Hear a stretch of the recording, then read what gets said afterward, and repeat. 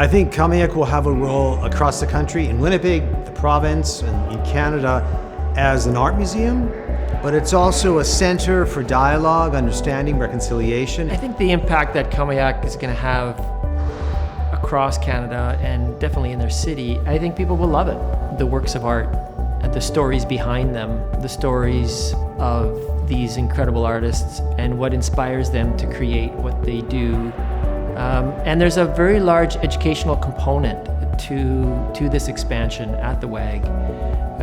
And I was super excited to see all of the studios and the amount of thought that's gone into each of these studios.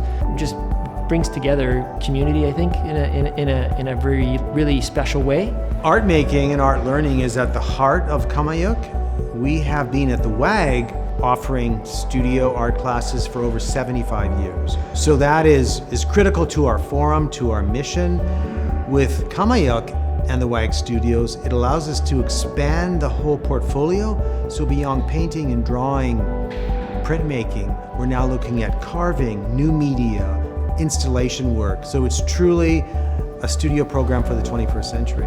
We felt that supporting the new digital media lab, it's a natural extension of what we do, in the sense that we provide technology solutions to companies of all sizes across Canada. The TRC calls to actions have very specific calls to museums and galleries in terms of the names of our facilities and our spaces, in terms of who is working here, in terms of the type of exhibitions, programs we do that engage the Indigenous community.